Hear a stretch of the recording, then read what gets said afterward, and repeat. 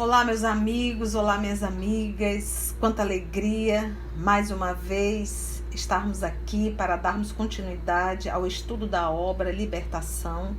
Hoje é 12 de março de 2021 e nós devemos, acredito, finalizar o capítulo 10, intitulado Em Aprendizado. Então, a semana passada nós acompanhamos o retorno de todo aquele grupo, lembra que conduziram, que acompanharam Margarida até a igreja. Nós estudamos bastante todo esse capítulo e a semana passada nós estudamos o retorno de todo esse grupo para a casa da Margarida, a ação sobre a Margarida, e todos acabaram indo embora. Ficaram verdadeiramente aqueles espíritos que estão vinculados na condição de ovoides, ficaram também Eloy, André Luiz e o Gúbio e vamos dizer assim, o diretor desse trabalho, que é o Saldanha. E o nosso querido Gúbio, olhando para a Saldanha, estimulou, perguntou por que ele estava ali, por que Gregório confiou exatamente a ele aquele trabalho. E ele acabou revelando que ele tem um vínculo não com a Margarida, mas com o esposo da Margarida, que é juiz, e que fez uma condenação indevida ao filho de Saldanha. E, curiosamente, o próprio juiz, talvez por culpa, porque, na verdade, ele sabia que a acusação era indevida. Então, o rapaz acabou sendo preso, a mãe dele adoeceu, a esposa cometeu suicídio. Então, ou seja, foi algo assim, muito doloroso, está no nosso estudo da semana passada. É até interessante que o André Luiz, ele diz assim, que ele estava pronto para fazer uma doutrinação no espírito, né, no Saldanha. Mas o que mais interessou, o que mais assim chocou o André Luiz foi ver o silêncio de Gúbio. Em nenhum momento Gúbio interferiu, doutrinou, em absoluto, apenas ele ouviu. E hoje nós vamos dar continuidade, porque hoje o querido Saldanha, nosso irmão Saldanha, apesar de estar fazendo mal, não deixa em absoluto de ser um irmão nosso, ele finaliza essa revelação falando absolutamente tudo para Gúbio, e vamos ver como que Gúbio irá se portar. Vamos então elevar os nossos pensamentos? Vamos orar, meus irmãos, agradecendo a Deus, nosso Pai, ao nosso Senhor Jesus, por mais essa oportunidade que nos é dada de estudarmos a obra Libertação. Rogamos, amor querido, a tua inspiração através dos nossos amigos espirituais, para que possamos verdadeiramente compreender, entender e verificarmos que nós estamos sempre na presença de uma nuvem de testemunhos. Na fala do apóstolo Paulo, em nenhum lugar estamos sozinhos, sempre em companhias com os nossos afins.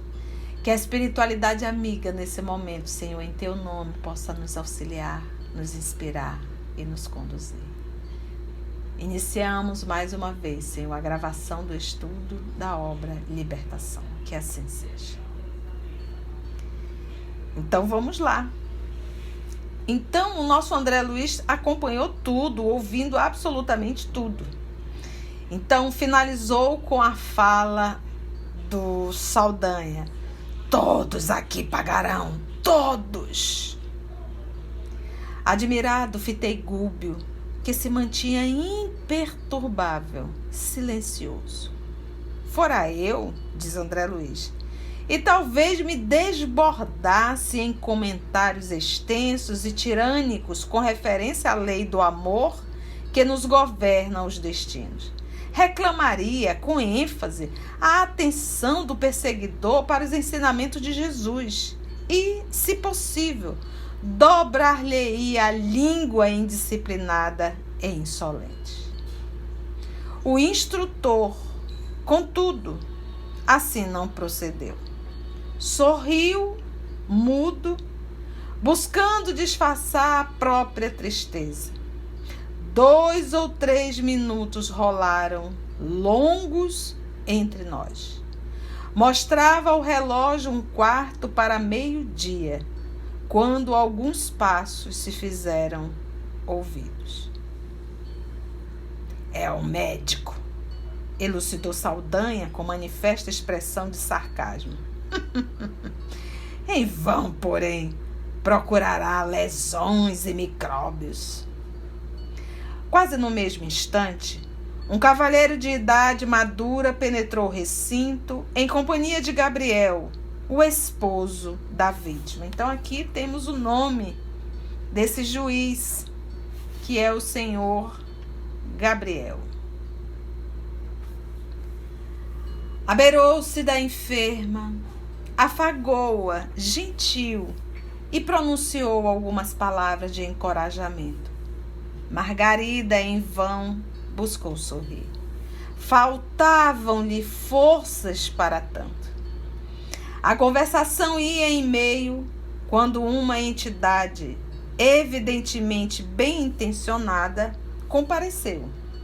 Viu-nos e demonstrou compreender-nos a posição, porque fixou em nós cauteloso olhar sem dizer palavra, acercando-se do médico solicitamente, qual se lhe fora dedicado enfermeiro. Então, olha só, entrou o médico, logo depois entrou uma entidade, evidentemente bem intencionada. Então, assim que entrou o médico, logo depois entrou uma entidade que botou os olhos sobre André Luiz, Gúbio e Eloy e percebeu já qual era a posição deles ali. Já percebeu. E diz o nosso André Luiz que essa entidade estava, qual se lhe fora, dedicado enfermeiro ao médico. Então você vê que o irmão que está indo cuidar da saúde de alguém, ele não está indo sozinho. Ele tem companhia espiritual. Olha só que interessante, meus irmãos. O especialista não parecia profundamente interessado no caso, mas, ao escutar Margarida, entregue a torpor inquietante, conversou com o marido da vítima de maneira superficial. Declarou que a jovem senhora, em sua opinião, certamente se mantinha sob o império de epilepsia secundária e que, em última análise, se socorreria da colaboração de colegas eminentes para submetê-la a exame particularizado da lesão cerebromeníngea, seguido, possivelmente, de intervenção cirúrgica aconselhável. Então, olha o diagnóstico que o irmão médico deu a Margarida, propondo até uma cirurgia. Cerebromeníngea foi o diagnóstico que o médico então deu. Se nós tivéssemos, se os profissionais da saúde tivessem olhos de ver, conseguissem entender a ação da espiritualidade sobre o corpo humano, eu acredito que isso ia auxiliar bastante no processo da terapia, do tratamento. Mas vamos lá. Em seguida, porém, observei que a entidade espiritual recém-chegada, ou seja, que estava acompanhando ao médico, e que o assistia com desvelo, pousou a mão em sua fronte, sobre a fronte do médico, como se desejasse transmitir-lhe alguma sugestão providencial. O médico relutou bastante, mas, ao cabo de alguns minutos, constrangido por sugestão exterior que não saberia compreender exatamente, convidou Gabriel a um dos ângulos do quarto e lembrou. Então, você vê aqui que essa entidade que está acompanhando o médico colocou a mão sobre a cabeça do médico, exatamente, sobre a cabeça do médico. E ele diz assim, como se desejasse transmitir-lhe alguma sugestão providencial. O médico relutou, mas ainda assim a ideia persistiu. Então a gente pensa assim, gente, a gente pensa que é necessário ser médium ostensivo para receber as influências dos espíritos. Em hipótese alguma. Em hipótese alguma. Dependendo de quem nós estamos recebendo inspiração, por exemplo, às vezes tem espíritos perversos que nos levam a atitudes ridículas.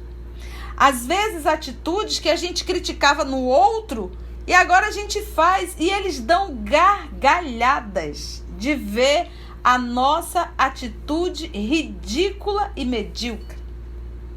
E eles estão intuindo e dão gargalhada. Olha só, olha aí o que ela está fazendo. Criticava tanto ali, olha aí, está fazendo igual? Não, está fazendo é pior. E a pessoa em si não se apercebe que está sendo uma marionete de espíritos zombeteiros. Então, aqui nesse caso é um espírito nobre, porque o trabalho é de salvar vidas. E ele está dando aqui essa intuição, está inspirando o médico. O médico relutou com a ideia, mas ainda assim ele cedeu. Vamos ver então qual foi a sugestão dessa entidade. Então vamos ver o que o médico falou. Por que não tenta o espiritismo? Conheço ultimamente alguns casos intricados que vão sendo resolvidos com êxito pela psicoterapia. E para não dar a ideia de uma capitulação científica ante o idealismo religioso, o médico acrescentou: segundo sabemos hoje, a sociedade, a sugestão é uma força misteriosa, quase desconhecida. O esposo da enferma recebeu o conselho com simpatia e perguntou: poderá orientar-me suficientemente? O psiquiatra recuou de algum modo e obtemperou: bem, não disponho de maior trato com os expoentes do assunto. Todavia, segundo acredito, não terá dificuldades para experimentar. Logo após, deixou ali algumas indicações escritas relacionando drogas e injeções e dispôs-se a sair sob o riso escarninho de Saldanha, que dominava amplamente a situação. Então, Saldanha estava ali, em absolutamente ele fez qualquer tipo de ação contra o médico. A entidade que estava acompanhando o médico entrou, identificou tudo e acabou intuindo. Eu vivi essa experiência, confesso a vocês, porque já são quase 30 anos de espiritismo e há muitos anos atrás a minha irmã teve uma gravidez e pós-gravidez ela teve uma depressão pós-parto. E já tinha ido a vários médicos. Ela ficou realmente numa situação muito complicada, eu me recordo disso. Ao ponto de nós cuidarmos da filhinha, da neném, porque ela não tinha condições de ouvir nem o choro da criança. De tão complicado que foi aquela depressão. E digo a vocês, foi um médico a encaminhou para um centro espírita, pedindo que ela procurasse um centro espírita. E nós não conhecemos absolutamente nada de espiritismo, nada. Sabe o que é nada? Nada. Nunca tinha ouvido falar nada. Tinha visto algumas fotos de Chico, mas não conseguia entender quem era aquele homem. Eu ainda muito jovem e eu fui aquela pessoa que a acompanhei. E eu me recordo que ela ia para o tratamento espiritual dentro das enfermarias que tinha na instituição e nós íamos para a sala de jovens. A minha irmã se recuperou, chegou aí ainda para a sala de estudo. Mas ela disse, quando ela se sentiu bem, ela disse: mana, eu gosto, sou muito grata a isso aqui, mas eu gosto da Igreja Católica. E eu olhei para ela e disse assim: poxa, mana, tá bom, mas eu vou ficar, porque eu adorei isso aqui. E cá estou eu há quase 30 anos nessa doutrina. Eu digo que ela foi a minha ponte, mas ela recebeu o tratamento por inspiração de um médico. Então, a gente sabe que esse médico, ele foi também inspirado para que pudesse passar esse recado para minha irmã e, de certa forma, até para mim. Porque eu acabei, foi a forma que a espiritualidade achou também de me ajudar me trazendo essa doutrina que tem me ajudado muito nessa encarnação. Vamos ver então agora o que o Gabriel, nesse papel de esposo, irá fazer. Deixou ali algumas indicações então. Gúbio conversou qualquer coisa com o inquisidor desencarnado e em seguida dirigiu-se a mim esclarecendo. Então vamos ver o que Gúbio falou a André. André, combinamos que, para observações, deve seguir o médico dentro de algumas horas, porém, volta ao nosso posto. Então, Gúbio orientou que André Luiz seguisse o médico. Vamos ver. Compreendi que o nosso orientador me proporcionava a recolta. O que é isso, gente? A colheita, tá? Colheita de novos ensinamentos e acompanhei o especialista em moléstias nervosas, porque ele era um psiquiatra, cauteloso e contente. Distanciado agora do lugar em que nosso instrutor travava a batalha singular, acerquei-me da personalidade que assistia ao médico de perto e entabulamos amistoso diálogo. Começaram a conversar. O novo amigo atendia pelo nome de Maurício.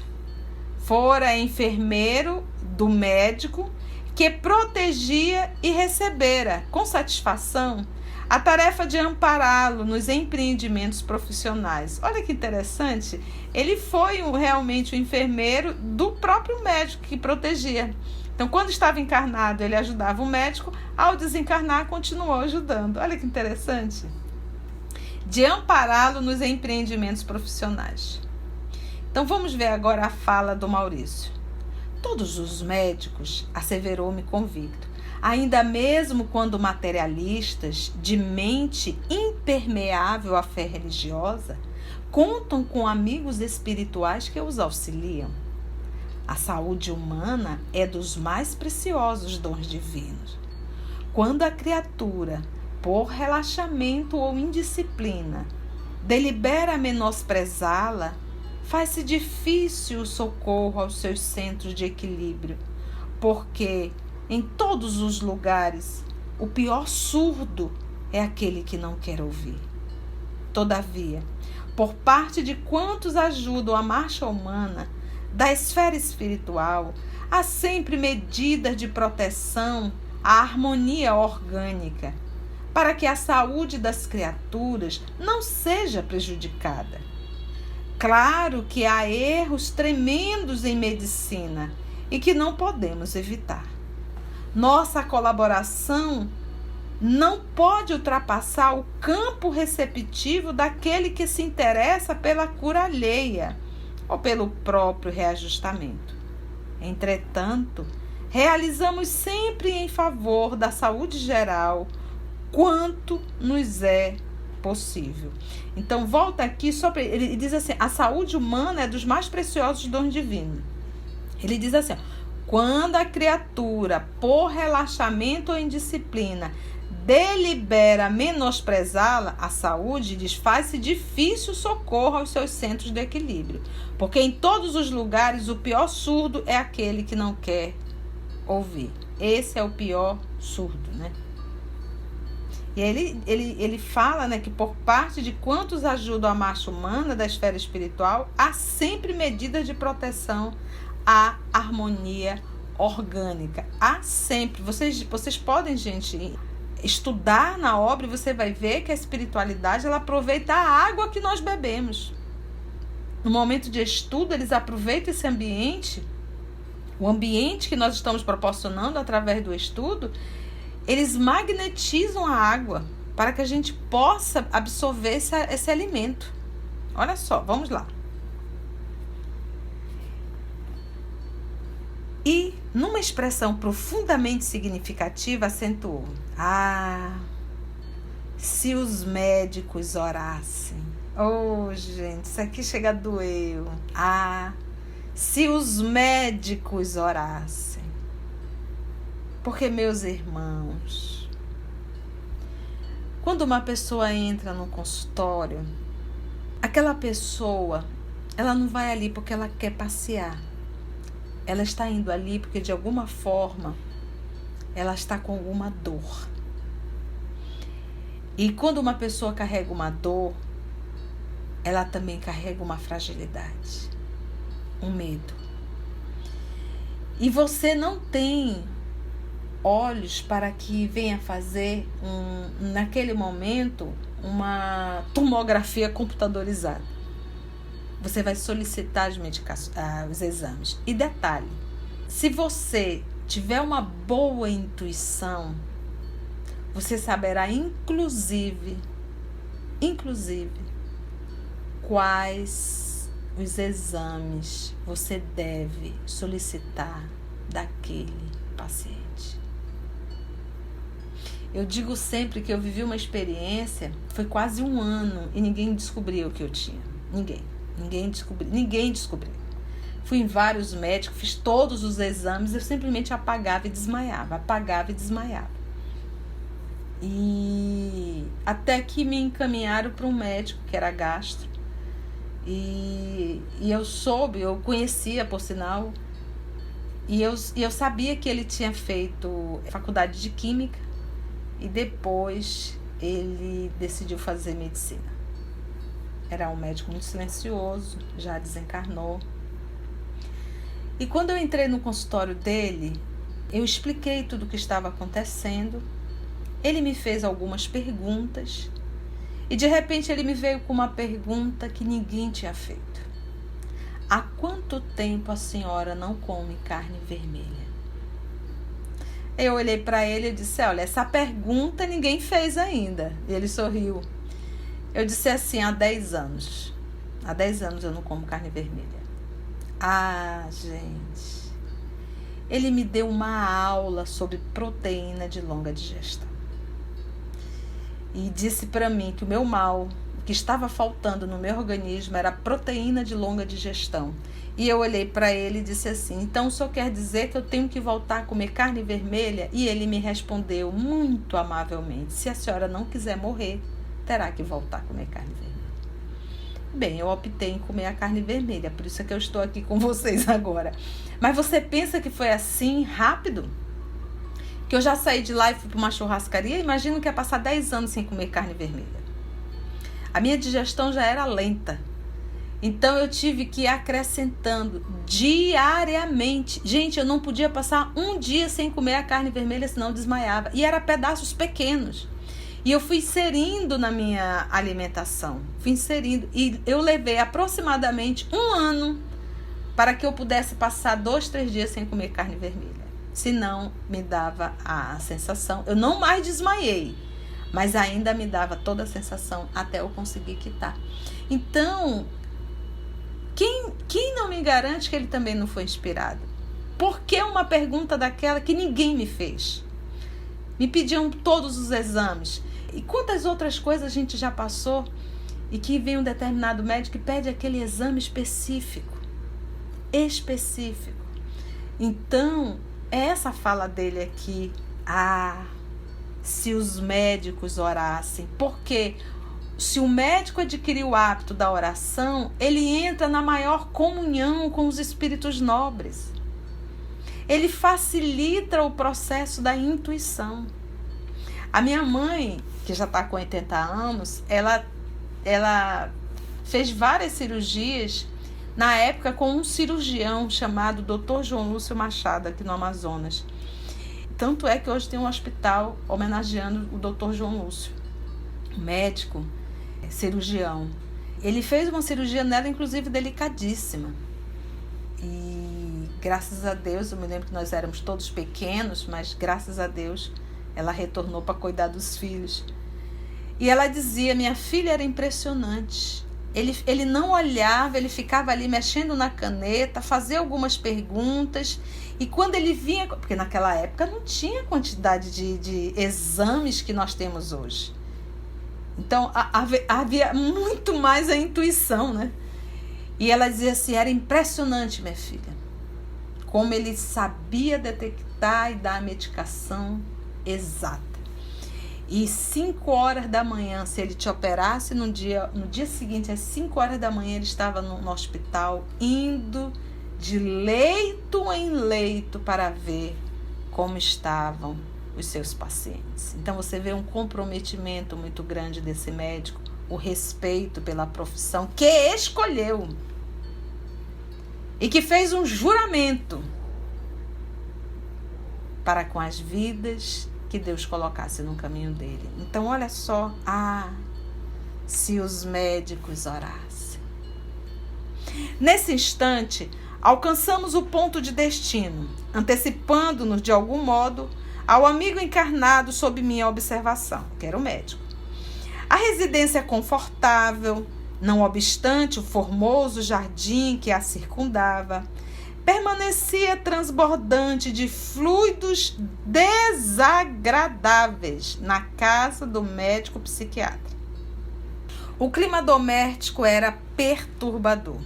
Maurício, que é o enfermeiro, a entidade, elucidou sem preâmbulos. Estamos sumamente interessados em que o nosso amigo se enfronhe no trato com as magnas questões da alma, a fim de aperfeiçoar-se na tarefa junto à mente enferma. Por isso encaminhamos até aqui, por vias indiretas, livros e publicações acerca do assunto. Gente, você ouviu o que eu acabei de ler? Olha como existe uma necessidade desse psiquiatra, olha só, presta atenção, de se aperfeiçoar-se na tarefa junto à mente enferma, buscando justamente o quê? Por isso encaminhamos até aqui, por vias indiretas, livros e publicações acerca do assunto espiritual. Então, um livro que alguém nos traz de presente, uma mensagem que chega em nossas mãos, um amigo que chega para tocar do assunto, você acha que isso é um mero acaso do destino? Não! Não é. Isso é cuidado de Deus para com você. É uma forma de lhe trazer para que você possa ser mais útil à vida. Para que possamos ser mais útil à vida. Então ele é um psiquiatra. Se ele viesse a conhecer sobre a espiritualidade, sobre a ação obsessiva, ele poderia ajudar muito melhor os seres humanos. E inclusive se ajudar. Porque você já percebeu aqui que o clima doméstico da casa dele era perturbador. Vamos lá. Entretanto, contra o nosso desejo, não somente preponderam os preconceitos da classe médica, mas também a influência perniciosa que a segunda esposa exerce sobre ele. Olha, gente, quando você tem um capeta como esposo ou como esposa, é para acabar. Vamos lá. O fofo ou uma fofa encapetada atrapalha muita gente. Mas também a influência perniciosa que a segunda esposa exerce sobre ele. Homem inteligente, mas muitíssimo arraigado à remuneração dos sentidos. O nosso amigo não suportou a viuvez e desposou há 5 anos uma jovem que lhe exige pesado tributo à maturidade respeitável. A forma polida que o nosso irmão Maurício arrumou para falar que ele tem que trabalhar muito para poder sustentar os caprichos de uma menina. Olha só, acontece também, vou voltar aqui, olha, homem inteligente, mas muitíssimo arraigado à remuneração dos sentidos. O nosso amigo não suportou a viuvez e desposou há 5 anos uma jovem que lhe exige pesado tributo à maturidade respeitável. Pesado tributo, ou seja, ele quer dizer o quê? Ela é bem mais jovem que ele. Acontece também que a esse problema acresce questão muito grave. A primeira esposa desencarnada deixou 2 rapazes e permanece ligada à organização doméstica que considera sua propriedade exclusiva. Meu Deus do céu, se uma fofa dá trabalho, uma fofa encarnada e uma fofa desencarnada, não é fácil. Então você já entendeu por que o clima doméstico era perturbador. Então a esposa que desencarnou se sente ainda proprietária da casa e de toda a situação. E ele tem 2 filhos já rapazes. Meu Deus, olha só. A primeira esposa desencarnada deixou 2 rapazes e permanece ligada à organização doméstica, que considera sua propriedade exclusiva. Meninas, presta atenção. Se você está casada, você é a fofa, tá tudo redondo, tá tudo legal, beleza. Se você for chamada à pátria espiritual, por misericórdia, entenda que nós não somos donas de nada. Nós estamos ali. Se a gente desencarnar, o fofo vai arrumar outra fofa rapidamente. Não fique enfiando na sua cabeça, tua casa, meu marido, meus filhos. Gente, nós não somos donos de nada. Nós somos apenas administradores, mordomos. E ninguém é dono de ninguém. Tenhamos isso em nossa cabeça, vai facilitar no processo da desencarnação. Agora você vai para o mundo espiritual achando que o fofo vai ficar aqui, que não vai casar nunca mais, e que tua casa vai ficar do jeitinho que você deixou. Pelo amor de Deus, não vamos nos iludir. A vida aqui na Terra continua. Então, saiu daqui, ok. Que possa ficar o sentimento, mas não em absolutamente o sentimento de propriedade. E sim o amor, a gratidão, o tempo vivido. E pronto, segue a vida. Vamos construir a nossa vida no mundo espiritual. Mas vamos lá, vamos ver aqui a confusão que a fofa desencarnada com a fofa encarnada estão fazendo. Vamos lá. Acontece também que a esse problema acresce questão muito grave. A primeira esposa desencarnada deixou 2 rapazes e permanece ligada à organização doméstica que considera sua propriedade exclusiva. Por mais que o nosso trabalho se acentue, ainda não conseguimos retirá-la com proveito da casa, porque o pensamento dos filhos, em conflito com o pai e com a madrasta, lhe invoca a atuação de minuto a minuto. Então os filhos discutem com o pai e com certeza a fofa encarnada é um dos motivos. Imagina um pai de idade com uma menina dentro de casa. O que pode acontecer? Ele tendo que atender todos os caprichos dessa menina, da fofinha. E a fofa que está desencarnada não suporta ver isso. Não suporta. Então, como ele diz aqui, lhe invoca a atuação de minuto a minuto. Porque ela quer defender os filhos, quer brigar com o fofo, quer brigar com a fofinha, minuto a minuto. Ou seja, sofrem todos da casa e muito mais a esposa desencarnada. Olha só, o duelo mental nesta casa é enorme. Ninguém cede, ninguém desculpa. E o combate espiritual permanente transforma o recinto numa arena de trevas. A casa é toda bonitinha, um jardim lindo, uma casa bonita. Mas olha lá, a arena de trevas. Calou-se o informante enquanto entramos e pude notar que, efetivamente, a ex-dona da casa, sem o corpo físico, em singular posição de revolta, ali se achava abraçada a um dos filhos, moço de seus 18 anos presumíveis, que fumava nervosamente numa espreguiçadeira. Via-se-lhe perfeitamente a condição de vaso receptível da sublevada mente materna. Pelo amor dos nossos filhinhos. Então, gente, olha, a própria mãe, com a raiva, com o ódio, por ter sido substituída, por ter uma menina jovem dentro da casa que ela acredita que é dela. Todo esse sentimento de raiva, ela não está percebendo, mas ela está passando tudo para o filho, que está em altos conflitos, não só com o pai, como com a própria fofinha que está dentro da casa. Vocês já pararam para pensar nisso? Já pararam para pensar? Gente. Vamos ver aqui. Via-se-lhe perfeitamente a condição de vaso receptivo da sublevada mente materna. Olha o que acontecia.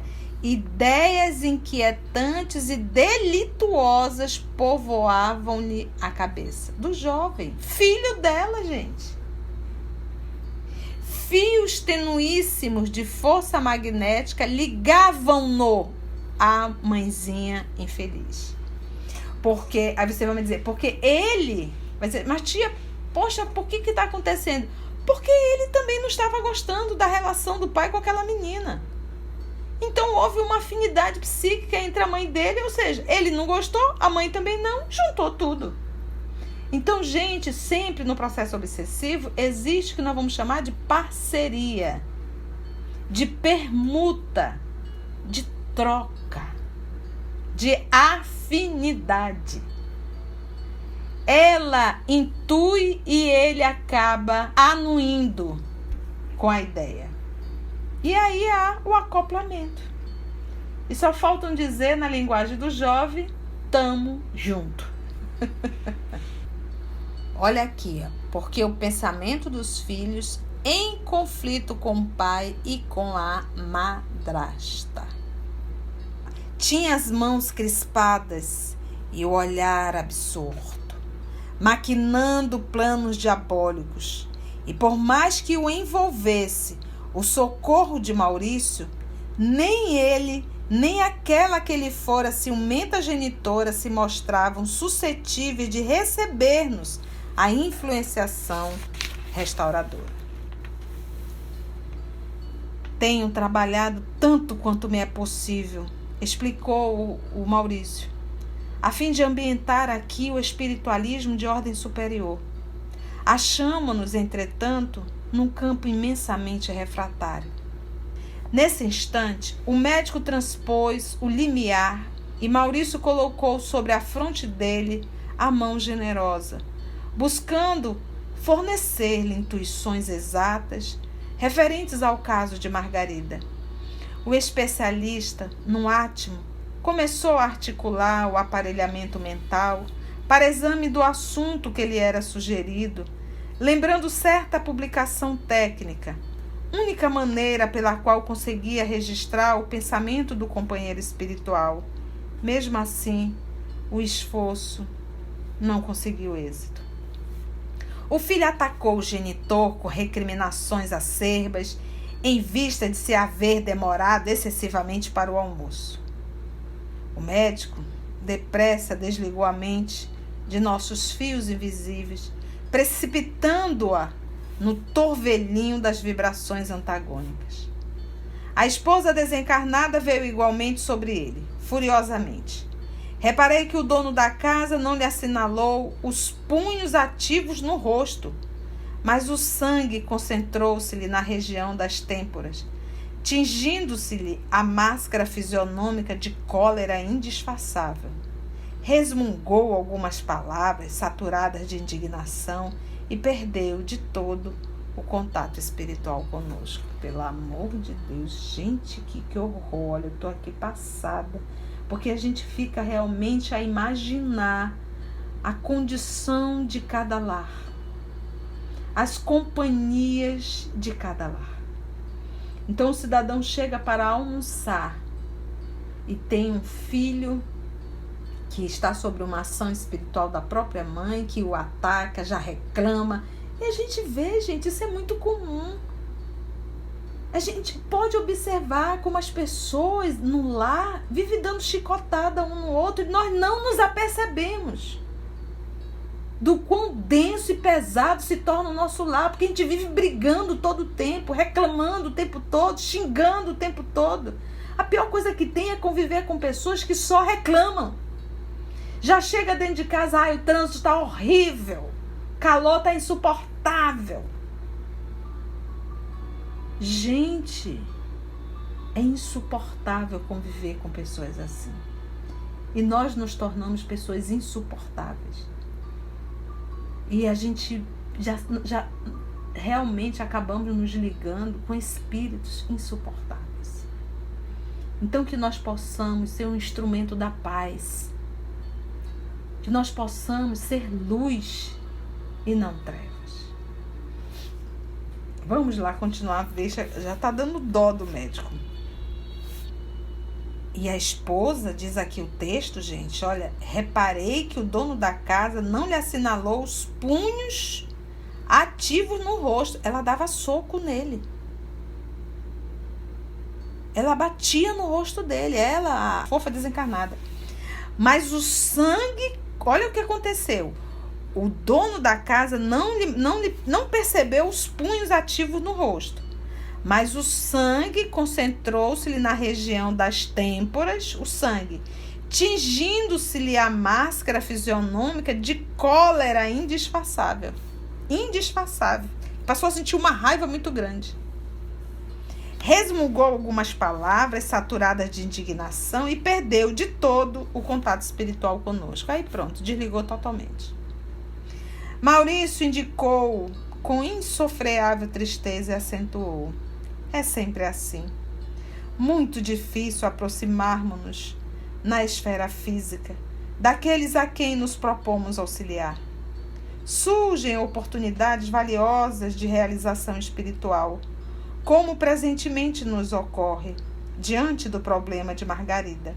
No entanto, nossas tentativas redundam em rematada frustração. Um homem intelectualizado pela responsabilidade acadêmica, por si mesmo deveria sentir santa curiosidade perante a vida, abstendo-se de certo comércio mais intenso com a satisfação egoística da experiência no corpo. Porém, a criatura costuma persegui-la até o desgaste completo da forma carnal de que se serve. Por mais que a convoquemos à preciosa viagem da periferia para o centro, a fim de que ela se amolde aos imperativos da vida que a espera. Além do sepulcro, nosso esforço é quase sempre considerado adiável e inútil. Gente, olha só essa chamada que o Maurício dá aqui. Volta aqui. Volta aqui.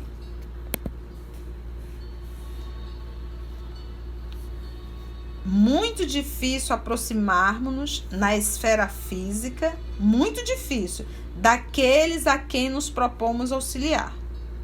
Surgem oportunidades valiosas de realização espiritual, como presentemente nos ocorre diante do problema de Margarida, porque ali ele conseguiu, Maurício se aproximou e ele conseguiu, contra a sua vontade até de certa forma, a receber a inspiração e poder falar para o esposo da dona Margarida que ele procurasse um centro espírita. Ele diz assim: surge a oportunidade valiosa de realização espiritual, como presentemente nos ocorre diante do problema de Margarida. Ok? Ok. No entanto, nossas tentativas redundam em rematada frustração. Por quê? Aí ele vem. Um homem intelectualizado pela responsabilidade acadêmica, por si mesmo deveria sentir uma santa curiosidade perante a vida, abstendo-se de certo comércio, troca, compra, abstendo-se de certo comércio mais intenso com a satisfação egoística da experiência do corpo. Abster-se, gente. Abstendo-se de certo comércio mais intenso com a satisfação egoística da experiência do corpo. Então eu quero sempre atender os meus desejos e a minha vontade. E quantas vezes, para atender os meus desejos, eu tenho que ter bastante dinheiro. E para eu ter esse bastante dinheiro, eu tenho que comercializar. Eu tenho que me comercializar também. É triste. Porém, a criatura costuma persegui-la até o desgaste completo da forma carnal de que serve. Vai até o final, quando está velhinho, não tem nada, e começa a parar para pensar. Ou acaba desencarnando e não pensa, não reflete. Então ele diz, por mais que a convoquemos a preciosa viagem da periferia para o centro, porque o que é a periferia? Viver uma vida no horizontal é viver na periferia. Venha para o centro. O que é o centro? É se espiritualizar. A fim de que ela se amolde aos imperativos da vida que a espera, que é espiritual, além do sepulcro. Nosso esforço é quase sempre considerado adiável e inútil. Sorriu enigmático e ainda juntou. E observemos que nos achamos à frente de um homem chamado pelo campo social ao Ministério da Cura. É um médico. Observemos que nos achamos à frente de um homem chamado pelo campo social, pela sociedade, ao Ministério da Cura. Vocês estão vendo aqui o quanto o médico está mais enrolado do que... Nesse momento, gente, a pequena família se reuniu ao redor da mesa posta e a segunda esposa do médico me impressionou pelo apuro da apresentação, ou seja, a mulher era dondoca do fio do cabelo até o sapato. E o almoço é em casa, viu? E ela já sai, para eles terem falado aqui apuro da apresentação, a mulher toda chicosa, toda dondoca, toda cheia de tique-tique. Quem que pagava isso? Quem que pagava tudo isso? Olha só. A pintura do rosto, sem dúvida, era admirável. Pintura do rosto. O traje elegante e sóbrio, as joias discretas e o penteado harmonioso realçavam-lhe a profundez do olhar. Mas rodeava-se ela de substância fluídica deprimente. Vocês estão entendendo como é que ele vai mostrando a situação de uma forma muito, assim, como é que eu posso dizer? Com uma classe. Para não dizer que hoje a gente diria, gente, ela é super perua e exagerada. Dentro de casa aparece nesse chilique todo, nessa forma toda. Gente, até joias ela tá usando dentro de casa, até maquiagem ela tá usando dentro de casa. O traje elegante e sóbrio, as joias discretas e o penteado harmonioso realçavam-lhe a profundez do olhar, mas rodeava-se ela de substância fluídica deprimente. O halo cinza escuro denunciava-lhe a posição de inferioridade. Tá vendo, gente? Por isso é que a gente diz que a gente não engana os espíritos. Porque quando a gente chega com a nossa cara, às vezes o nosso rosto, tranquilo, calmo, né? Fingindo uma bondade, e muito bem vestida, muito bem perfumada, toda alinhada, mas a nossa túnica nupcial nos apresenta quem somos, que é aquilo que ele vai chamar do halo, né? Que é o que nós refletimos. Por isso é que algumas pessoas chamam de áurea, né? Que é o que a gente tem que entender. O nosso halo nos apresenta quem somos. Por isso que o amado Mestre Jesus nos diz: fazei brilhar a vossa luz. A dela aqui, gente, é cinza escuro. Halo cinza escuro denunciava-lhe a posição de inferioridade. Socialmente, aquela dama devia ser das de mais fino trato. Contudo, terminado a alimentação, deixou positivamente evidenciada sua deplorável condição psíquica. Depois de uma discussão menos feliz com o marido, gente, tu já pensou? Já tô com dó desse médico, olha. A jovem mulher buscou o sono após a refeição, num divã largo e macio. Mas olha, gente, me perdoe. Quem procura, acha. Poxa vida, por que ele deixou se emprenhar pela forma e não pela essência? Então ele está pagando o preço das escolhas dele. Então, na verdade, cada um colhe aquilo que planta. Casou com uma mulher mais jovem, extremamente vaidosa. Ele quer o quê?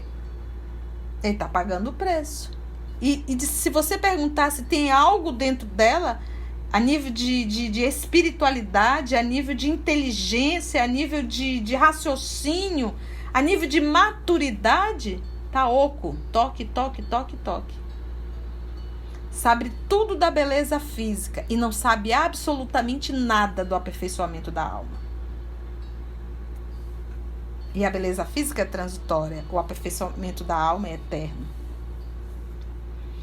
Intencionalmente, Maurício convidou-me a espreitar-lhe o repouso e, com enorme surpresa, aturdido mesmo, não lhe vi os mesmos traços fisionômicos na organização perispiritual que abandonava a estrutura carnal entregue ao descanso. Lembra, depois do almoço. Olha só. Alguma semelhança era de notar-se, mas, afinal de contas, a senhora tornara-se irreconhecível. Estampava no semblante os sinais das bruxas dos velhos contos infantis. A boca, os olhos, o nariz e os ouvidos revelavam algo de monstruoso. A própria esposa desencarnada ali presente, em clamorosa revolta, não se animou a enfrentá-la. Recuou semi-espavorida, tentando ocultar-se junto do filho. Até a esposa se assustou de ver aquela menina lindinha, belinha, sair do corpo e virar um cão chupando manga azeda no sol quente de meio-dia daqui de Manaus. Feia, horrível. É o corpo perispiritual, gente. O corpo perispiritual reflete quem somos. Uma pessoa moralizada é luz. Uma pessoa imoral é treva. É treva. Lembrei-me então do livro em que Oscar Wilde nos conta a história do retrato de Dorian Gray, que adquiria horrenda expressão à medida que o dono se alterava intimamente na prática do mal e, endereçando a Maurício olhar indagador, dele recebi sensata elucidação. Gente, o Oscar, ele nasceu em 1854 e desencarnou em 1900. E o retrato de Dorian Gray era exatamente isso. O retrato ia se modificando. Existe um filme, você pode buscar no YouTube, que você vai encontrar. É interessante realmente a história. E aí ele quando ele viu aquela jovem belíssima, linda, e quando ela dormiu, lembra a tardezinha ali, depois do almoço, quando ela sai do corpo no processo de desdobramento, que ele olha para o perispírito, ele se assusta. Então vamos ver, para finalizar, o que o nosso Maurício esclareceu. Sim, meu amigo, disse Maurício tolerante. A imaginação de Wilde não fantasiou. O homem e a mulher, com os seus pensamentos, atitudes, palavras e atos, criam no íntimo a verdadeira forma espiritual a que se acolhe. Cada crime e cada queda deixam aleijões e sulcos, marcas, horrendos no campo da alma. Tanto quanto cada ação generosa e cada pensamento superior acrescentam beleza e perfeição à forma perispirítica, dentro da qual a individualidade real se manifesta, mormente depois da morte do corpo denso. Há criaturas belas e admiráveis na carne e que, no fundo, são verdadeiros monstros mentais. Do mesmo modo que há corpos torturados e detestados no mundo, escondendo espíritos angélicos de celestial formosura. E, gente, é lindo isso. mostrando o quê? Que a verdadeira beleza é a da alma, não é a do corpo. Não é a do corpo. E normalmente, quem se preocupa muito com o corpo, estou falando quem se preocupa muito, é porque é uma pessoa que valoriza muito mais a forma do que a essência. Você imagina, gente, a criatura foi almoçar dentro da sua própria casa, maquiada, com joias. Então vamos lá. E designando a infeliz que se ausentava de casa, semi-liberta do veículo material, acentuou. Ela sai do corpo e tomou o rumo da rua. E detalhe, a própria esposa que estava na casa se assustou e foi se esconder atrás do filho. Vamos ver aqui. Esta irmã desventurada permanece sob o império de espíritos gozadores e animalizados que, por muito tempo, a reterão em lastimáveis desequilíbrios. Olha, ela desdobra, sai do corpo e já vai atrás da turma dela. Então, gente, a gente, quando sai do corpo, no momento de sono, a gente vai encontrar os nossos afins. É simples. Acreditamos que ela, sem fé renovadora, sem ideias santificantes e sem conduta digna, não se precatará tão cedo dos perigos que corre e somente se lembrará de chorar, aprender e transformar-se para o bem quando se afastar, em definitivo, do vaso de carne, na condição de autêntica bruxa. O assunto era realmente fascinante e a lição era imensa. Entretanto, meu tempo disponível esgotara.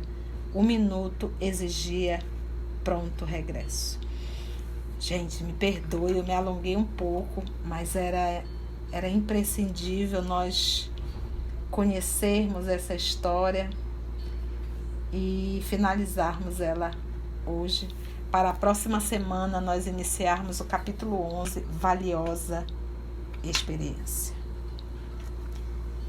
Amados, agradecemos infinitamente a Deus, nosso Pai, a Jesus, o nosso amado Mestre, e aos amigos espirituais que aqui se fazem presente, nos intuindo e nos inspirando. E que possamos, meus amigos, lembrar bastante do que estudamos hoje, nesse momento.